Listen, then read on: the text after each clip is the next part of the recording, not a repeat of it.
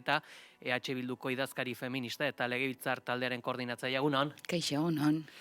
Euskal Herriko mugimendu feministak eskuin muturraren zein jarrera erreakzionarioen gorakada salatu du. Nabarmendu da mugimendu feminista geroz eta indartsuagoa dela eta artikulatuagoa dagoela, baina baldintza hauetan nolatan ez da testuingurua eraldatzen.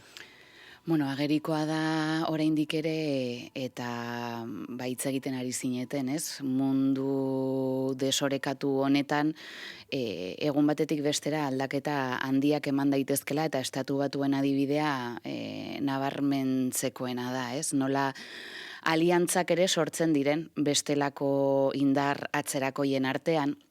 Eta kasu honetan ultra eskuinak eskubideen kontrako hainbat indar ekonomiko eta sozialekin elkartzen direla, eta egun batetik bestera ustez irabazia genituen eskubideak atzera bota daitezkela erakutsi digutela, ez? Orduan, urte luzeren poderioz lortutako eskubide asko eta uste genuenak atzera ezinak zirela erakusten ari digute, baietz, momentu batetik bestera bota dituztela, bota ditzaketela alde batera, eta lehenengoak sufritzen askotan eskubide gabekoenak direla, ez? Emakumeak, LGTB pertsonak, pertsona migranteak, eta horren aurrean uste dut ere esatea aliantzak egitea garrantzitsua dela bai, baina ezin dugula beste alde batera begiratu, ez, zer ari den gertatzen, eta antolakuntzaren aurrean edo lortutako eskubideen aurrean besteak ere bai antolatuko direla hori atzera egiteko. Horre mugimendu feministarekin duguna da ere bai, horre gaur egungo sistema matxista heteropatriarkala gardentasun osoz azaldu dela nolakoa den, horragian ere adibide bat aipatzearren badaude horre sexu gehiegikerien eta bestelako eraso matxisten baitan agertu diren sare sozialak, gauzak argi esanez, gardentasunez, baina zentzu honetan ere, akaso honekin lotu ere, erreakzionario izatearen gorakada ere agian ulertu daiteke privilegio maskulineok ere arriskuan ikustaren ondorio gisa? Bai, hor badago desoreka handi bat, ez?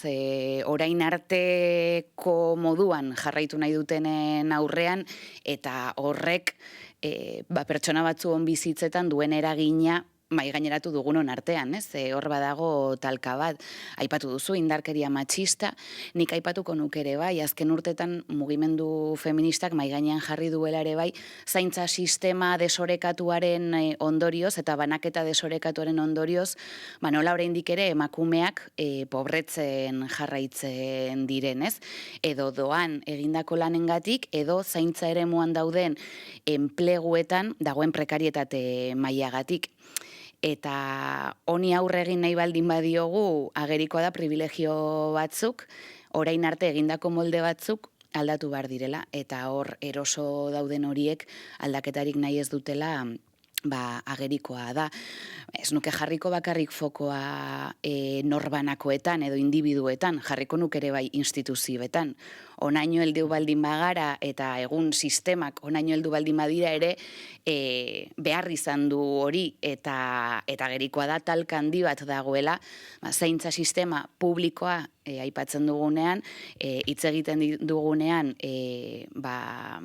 eskubide publikoez, hitz egiten dugunean zerbitzu publikoez, nolako talka ematen den, ez? Eta zentzu honetan uste dut agerikoa dela, garrantzitsua dela, teoria bai, garrantzitsua dela norbanakoa non kokatzen den esatea bai, baina sistema bera eraldatu behar dela, eta ardurak agian hartzeko edo gu hemendik begiratuta instituzio batzuei ere agerian utzi behar diegula, orain artekoak ez duela balio, edo ez behintzat zegoen modu guztian, ez? Segituan, sakonduko ditu aipagai horiek, baina mugimendu feministak larun bat honetan ere salatu duen elementuetako bat ere bada, sektore ezkertiarretan badagoela feminismoaren kontrakotasuna, ezakit jakin nahi dugu, nun ikusten den hau? Orain arte hitz egiten ari ginen horietan, ez? Badaude privilegioak, badaude botere harremanak, badaude, ustut, instituzioak, alderdi politikoak, molde oso konkretuetan eraikiak izan zirela estatu modernoak sortu ziren momentuan, eta horiek izan direla herramienta sistemak jarraitu zezan zegoen moduan, ez? Orduan, ez da erraza, batzuentzako ulertzea, guk emakume, feministok, egiteko beste modu batzuk planteatzen ari garela ere bai, eta zertaz ari gara, hitz ari gara gardentasunaz, eta hitz egiten ari gara demokraziaz, hitz egiten ari gara erabakiak hartzen diren espazioiek jakitea zeintzuk diren, ez digu balio kafen artean bileretatik kanpo hartzen diren erabaki hori guztiak, ez digute balio elkartasun, gizonezkoen arteko elkartasunean sortzen diren eta emakumeak alde batera uzten dituen erabaki horiek. Gu hona etorri baldin bagara, eta Euskal Herria Bildun adibidez oso argi daukagu, gure egiteko moduak ere bai zalantzan jartzera gatoz, eta guk adibidez horri begira, badakigulako gurean ere horrelakoak eman daitezkela, duela ja 4 urte gutxienez martxan jarri genuen plan feminista bat, eta ardatzak dira antolakunde berdinzaleago bat izatea, horizontalago bat izatea, bestelako ardatza bat da zaintza, bertan parte hartzen duten emakumeak, aurpegiaz gain, ez, beraien bizitza eta bizi proiektua, proiektu honi, ez, Euskal Herria Bilduri eskaini diotenen zaintza, ez delako erreixa askotan, ez, espazio publiko hori hartzea, eta oraindik ere erasoak nabarmenak dira, eta ikusi besterik ez dago oraindik askotan nola ulertu nahi duten edo batzuk ikustarazten gaituzten Marujone eta soil gisa, ez, beste batzuek hartzen dituzela erabakiak, eta hori publiko egiteko ahotsak besterik ez garela, oso urruti gaude horretatik, erabakigunetan ere parekidetasunean lantzen ari garelako, eta horretaz gain, boteregunetan dauden emakumeak ditugu, hainbat alkate ditugu, hainbat bozera maile, eta hori guztiak dira gure proiektuaren partez. Badaude gauza txiki asko, handitasun batez osatzen dutenak, eta uste dut guk ezin dugula beste alde batera begiratu, ditugu ardurak, eta baditugu ere bai egiteko modu batzuk aldatu behar ditugunak, eta badaude ere bai, nola ez, gure ingurunan eman daitezken erasoak, eraso matxistak, eta horiei aurre egin behar diegu, ezin dugu beste alde batera begiratu. Nola esango zenuke dagoela kalearen, mugimendu feministaren eta legebiltzarraren arteko zubi hori? Legebiltzarraren talde batzuen artean, eta kasu horretan nik itzengo nuke Euskal Herria Bilduren artean, guk beti interlokutore politiko bezala hartu izan ditugu, eta zaintza greba, edo, lehen greba feminista egin zenean, duela urte batzuk, hor mai gaineratu zen, interlokuzio espazioak eskatzen zituztela, zaintza mailak eskatzen zituzten, mugimenduen, sindikatuen, erakundeen, alderdien artean. Eta udalgintza mailan horrelakoak martxan jartzen saiatu gara, baina egia da, ez Nafarroako gobernuak, ez EAEkoak, ez diola eskaera horri erantzun. Eta martxoren 8 testu inguru hau guk aprobetxatzen genuen justuki horretarako, esan dezakegu denak bat etor gaitezke nazioarteko egoerak nolako eraginak izango dituen gure egunerokotasunean. Baina gero ez bagara kapazak horren aurrean elkarlanerako prest dauden eragileekin eta ustezko bloke horiek apurtu eta elkarrizketa eta elkarlan espazioak sortzeko gutxi egingo dugula. Eta gu horretan sinetsita gaude, uste dugu Euskal Herrian badagoela mugimendu feminista potente bat, sindikatuekin batera aliantzan dagoena, etxeko langileekin batera, zaintza sektoreko langileekin batera, migrantekin batera, horiekin, ez da soilik hitz egin eta entzun behar, erabaki amankomunatuak egiteko espazioak sortu behar ditugu. Eta hor oraindik uste dut urruti gaudela eredu izatetik. Ostiral honetako kontrol saioan, Imanol Prades lehendakariari galdetu zenion, olatu erreakzionario matxistaren bueltako erantzunaz, baita ere, zaintza bera ere aipatu zenion, zaintza eta greba feminista. Ez dakit, aipatu duzu, erantzunik gabe gelditu zela bilera eskaera hori, baina egiari zor esanguratsua da, alako indar erakustaldia izan zela nabarmendu genuen edabideok, eta gero ostera alako erantzun napala, ezakit. Bai, justuki hori esaten nion, ez? Momentu honetan beraiek martxan jarri duten kanpainak ni feminista naiz esaten zuen, ez? Eta guk esaten genuen oso ondo dago, norberak bere buruan non kokatzen duen, baina gero hori praktikan ere bai erakutsi behar dugu, egiten dugunarekin erakutsi behar dugu feminista garen, eta praktika feministak ditugunez.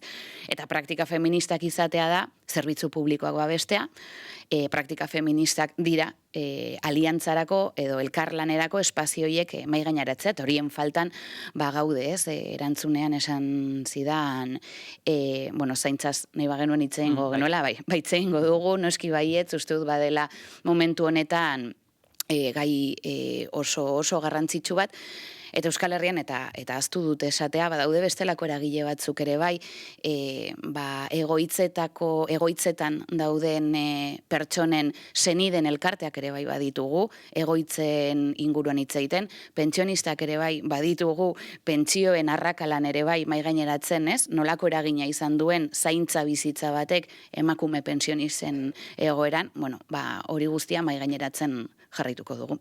Horre, kanpaina garaian bertan, hor zaintza eredu berri baten sorkuntzaz ere hitz egin zen, greba burutze hartzela ere zaintza sistema publikoaren inguruko bilera, kongresu eta bestelako elementuak egon ziren, baina ez dakit, egiari zor, ikusi dut legebiltzarrean agian berdintasun batzordak 2025 urtean bilera bakarra izan dula.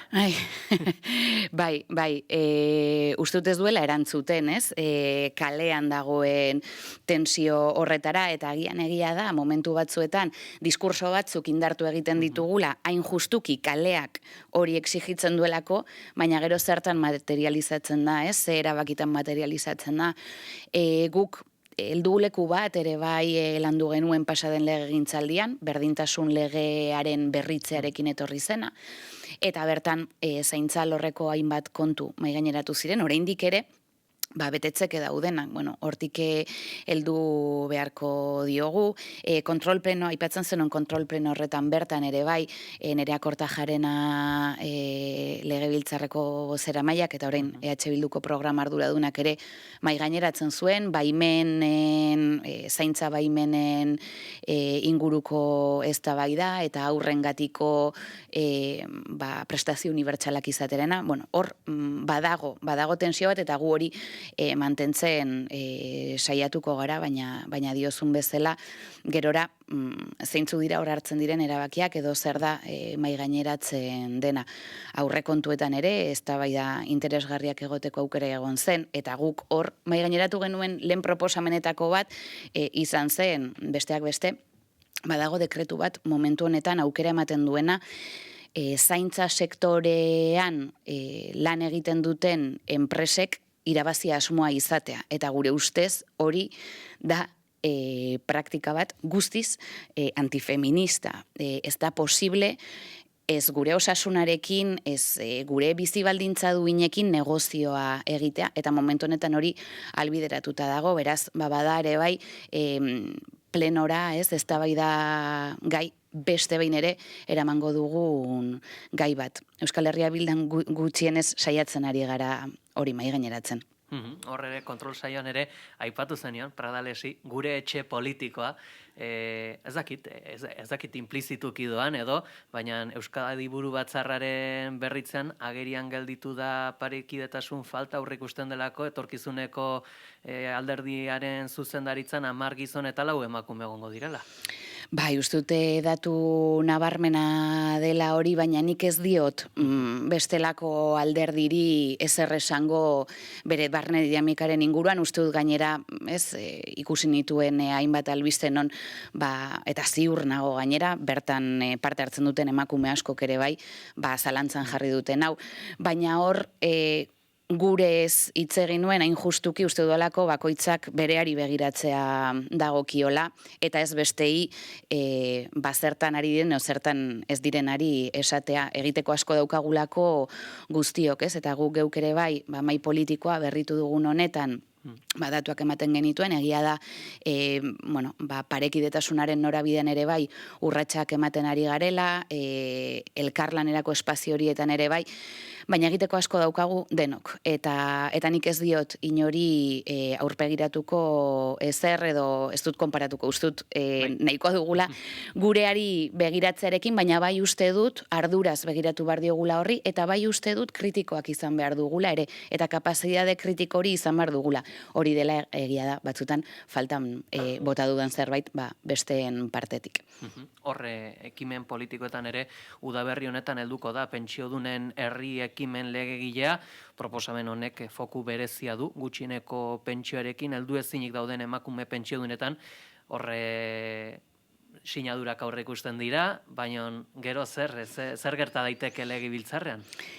Nik esan dezakedana da, ez naiz futurologa, baina esan dezakedana da atzera begiratuta zer gertatu izan den honelako iniziatiba legislatiba popular hauekin, herritarren iniziatibekin, askotan atzera, askotan ez nik ezagutzen dituan guztiak atzera bota izan direla, eztabaidarako bidea zabaldu gabe, ez?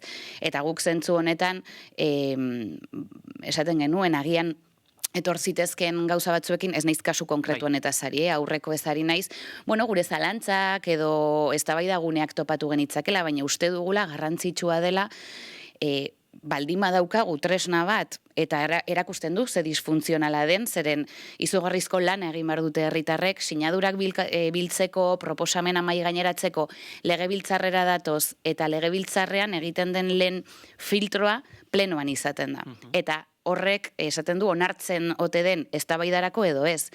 Eta eztabaidara bertara onartu ez izana beste guztietan erakusten du ze prestutasun gutxi dagoen legebiltzar ireki horiek, demokrazia partekatzeko espazio horiek izaterako garaian. Guk uste dugu bide eman bar zaiela, eztabaida hauei bide eman bar zaiela, eta legebiltzarra ez dela ulertu behar soilik bertara ordezkatzera, ez? Eraman gaituzten alderdion lan bat, izan behar duela ere bai antolatutako mugimenduen espazio, eta justuki pensionisten proposamen honek espero dezagunez, ekar dezala bide bat, bestelako praktika batzuk eta eztabaidagune batzuk sortzen saiatzeko ikusiko gunik ez dauka zalantzarik lortuko dutenik legebiltzarrera ekartzea, erakutsi dutelako azken urte luze hauetan nolako indarra izan duten etengabe kalean egoteko, etengabe haien aldarrikapena egiteko, legebiltzarren ere hainbatetan egon dira, badakit antolakuntza on badagoela horren atzetik, eta espero dut antolakuntza horri diogun, edo eskaintzen diogun, ematen diogun legitimidadeari zor, euki dezala espazioa onartua izan dadin eta eztabaidarako onartua izan dadin. Guzti hauekin gaditzen gera, Oiana Etxebarrieta EH Bilduko legebiltzarkidea, mila esker goiz honetan gure estudiotara gerturatzegatik. Mila esker zuri.